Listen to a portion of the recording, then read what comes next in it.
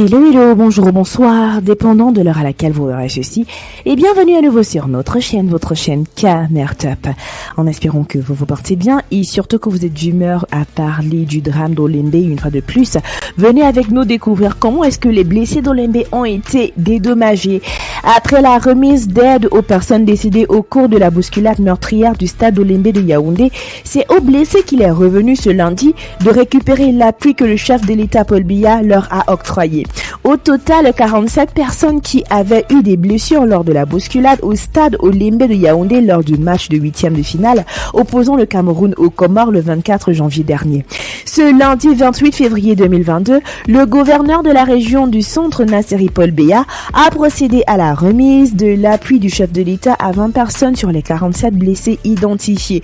Après avoir rempli les formalités liées à l'identification, chacun d'eux a reçu une somme de 100 000 francs, indique le Cameroun Tribune. Il faut préciser que cette aide du chef de l'État vient s'ajouter à la prise en charge complète et gratuite de l'ensemble des blessés. La prise en charge en faveur des victimes de la bousculade avait été ordonnée par le président de la République Paul Biya. Pour les personnes décédées au cours de la bousculade, chaque victime avait reçu une enveloppe de 10 millions de francs CFA de la part du chef de l'État. Faudrait aussi noter que les Lions indomptables ont offert 50 millions de francs CFA aux familles des victimes de cette bousculade. Ces 50 millions représentent la prime versée par la FECAFOOT après leur qualification pour les 8e de finale. Ceci après une visite du président de la FECAFOOT aux blessés du 24 janvier, jour fatal pour ses supporters de l'équipe nationale. Malgré cet élan de soutien, certaines sources dénoncent encore un manque de soutien venant du gouvernement, à l'instar du journal Mutation qui, dans sa parution du 23 février, décrit cette affaire comme non classée. Ils disent que plusieurs victimes de la bousculade mortelle au stade d'Olembe ont été ensevelies par leur famille samedi dernier. Celle-ci n'aurait reçu ni quelque aide que ce soit de l'État, ni les 50 millions à eux promis par Vincent Aboubakar et ses coéquipiers.